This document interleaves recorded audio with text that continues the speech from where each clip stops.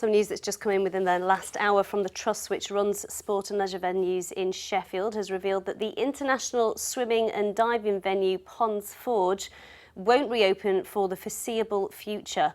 Other venues are also affected, and now 300 jobs are at risk. Ponds Forge is a really important part of the city's role as the centre of sporting excellence.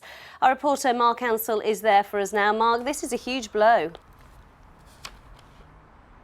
Absolutely, Amy. It's a body blow for sport in Sheffield, not just the elite side, but the amateur side too. You can see behind me the leisure pool there with the slides, and they're really popular. But there's also a 50-metre Olympic pool where they host international meets. There's diving, water polo. Sheffield Sharks basketball is based in here too. And that's not to mention the conferences and banqueting that takes place here at Ponds Forge. But it's going to be mothballed, and that has meant that 300 jobs are at risk, both here and across other venues in the city. It opened back in 1991 for the World Student Games, but now has a very uncertain future. Let's speak to three people who know this venue better than most. First of all, Tom Owens is the head of diving, the head coach of diving here in Sheffield.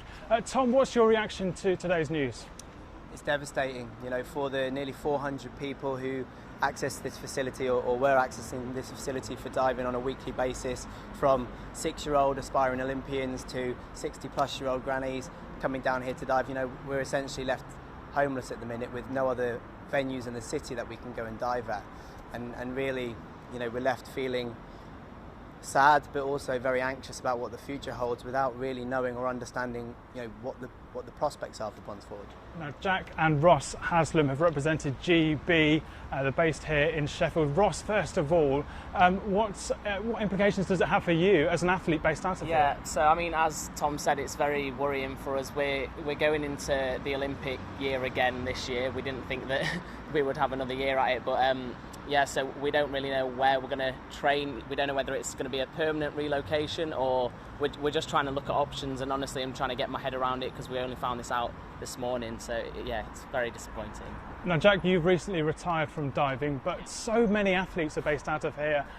What implications are there for the people, the friends of yours that you know who need this venue to be able to do their sport? Absolutely. I mean, it's like a family, to be honest.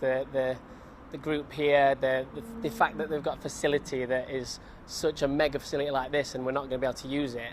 Like Ross says, the potential to go to facilities like Leeds might be an option for elite divers, but for the lower level divers, they don't have that option. And so that means that they're going to miss out on doing their sport for the foreseeable future. Okay, gents, thanks very much indeed. Sheffield City Trust, which manages this venue, has said that there's no intention of permanently closing Ponds Forge, and that thanks to a £50 million grant from the Sheffield City Council, they're actually going to be reopening certain venues across the city, including Hillsborough Leisure Centre and the English Institute of Sport. But this city is known as a city of sport. But can it still be considered that when this venue, Ponds Forge, an international sporting venue, is going to be closed for the foreseeable future?